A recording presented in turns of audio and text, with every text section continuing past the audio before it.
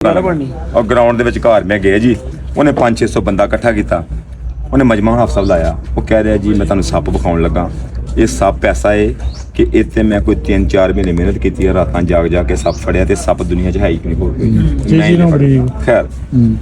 ਉਹਨੇ ਸੱਪ ਤੋਂ ਪਹਿਲਾਂ ਮੈਂ ਤੁਹਾਨੂੰ ਇੱਕ ਤਰ੍ਹਾਂ ਫਾਇਦਾ ਕਰਦਾ ਇੱਕ ਤੁਹਾਨੂੰ ਮੈਂ ਸੁਰਮਾ ਦੇਣ ਲੱਗਾ ਵਾਂ ਆਪਣੇ ਬਜ਼ੁਰਗਾਂ ਦੇ ਉਹ ਭਾਵੇਂ ਆਪ ਇਸਤੇਮਾਲ ਕਰਿਓ ਇਹ ਸੁਰਮਾ ਐਸਾ ਸੁਰਮਾ ਹੈ कि नज़र दी अनका खत्म हो जाएंगी अखा च कुकरे खत्म हो जाएंगे तो अखा दी वास्ते बहुत मुफीद थे जो तरीफा ने कश खैर अगर नहीं तो मैं तजर्बा करना एक बंदा गया मैनू खबरे किसी खिडारी ने धक्का दिता मैं विचकार मैं परेशान हो गया कोई नुकसान ना कर दे उन्हें जिस सिलाई पाई उन्हें मजाक च पाता मैं कहता सुना मैं तो डरिया सा मैं एक मैनू मुसीबत सी जावे उत्तों मैनू आ सुरमा पाता कहता सुना ठंड पई है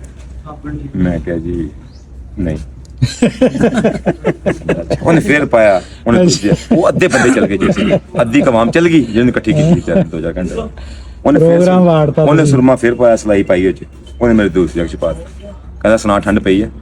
ਮੈਂ ਕਿਹਾ ਜੀ ਨਹੀਂ ਉਹ ਸਾਰੀ ਵਾਮ ਚਲ ਗਈ ਕਹਿੰਦਾ ਹੁਣ ਠੰਡ ਪੈ ਗਈ क्या बात है ਹੁਣ ਪਈ ਠੰਡ ਕਹਿੰਦਾ ਮੈਂ ਸਵੇਰ ਦਾ ਲੱਗਾ ਸਾਂ ਤੇ ਸਾਰਾ ਪ੍ਰੋਗਰਾਮ ਹੀ ਵਾੜਦਾ ਬਣ ਗਿਆ ਪ੍ਰੋਗਰਾਮ ਵਾੜ ਦਿੱਤਾ ਜੀ